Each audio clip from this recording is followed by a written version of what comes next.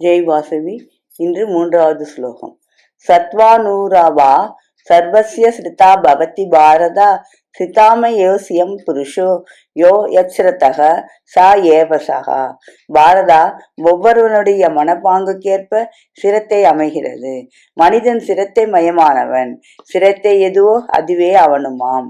விழிப்பும் மன எழுச்சியும் வகையுடன் விரைந்து வினையாற்றுதலும் வினையாற்றுதலில் உள்ள மகிழ்ச்சியும் நம்பிக்கையும் இத்தனையும் சேர்ந்து சிரத்தை என பெயர் பெறுகிறது. இதுவரையில் மனிதன் அடைந்துள்ள பாங்கு இனி அவன் அடையப் போவது இவை யாவும் அவன்பால் உள்ள சிரத்தையை கொண்டு அளந்து விடலாம். வானை நோக்கி வீசிய கல் அதற்கு கொடுத்த வேகத்துக்கு ஏற்ப உயரப் போகிறது. மரம் தன் உள்வலிக்கு ஏற்ப வானுர வளர்கிறது. அங்கனம் மனிதனிடத்தில் உள்ள சிரத்தைக்கேற்ப அவன் மேலோன் ஆகிறான். நசிகேதன் என்னும் ரிஷிபுத்திரன் சிரத்தையை வடிவெடுத்தவன் ஆனான்.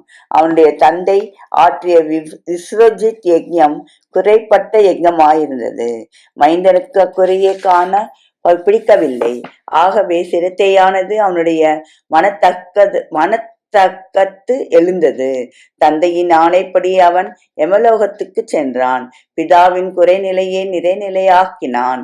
உலக முன்னேற்றத்துக்கு எதுவான முயற்சி யாது என்பதை தெரிந்து கொண்டான். மேலும் தானே ஆத்ம ஞானத்தை யமனிடமிருந்து கற்றுக்கொண்டான். இத்தனையும் சீரிய சிரத்தையால் அவனுக்கு அமைந்தன. ஒருவனுடைய சிரத்தையை அளப்பது அவனையே அளப்பதற்கு ஒப்பாகிறது. வெள்ளத்தனைய மலர் நீட்டம் மாந்தர்த்தம் உள்ள தனையதி உயர்வு என்பது குறள். சிரத்தையானது வாழ்க்கையில் வெவ்வேறு விதமாக வடிவடிக்கிறது. அவைகளில் ஒன்று ஆராதனை அல்லது வழிபாடு. அதை நாளை பார்ப்போம். நன்றி, வணக்கம். இப்படிக்கு லதா ஸ்வரூபம் விருத்தாச்சலம்.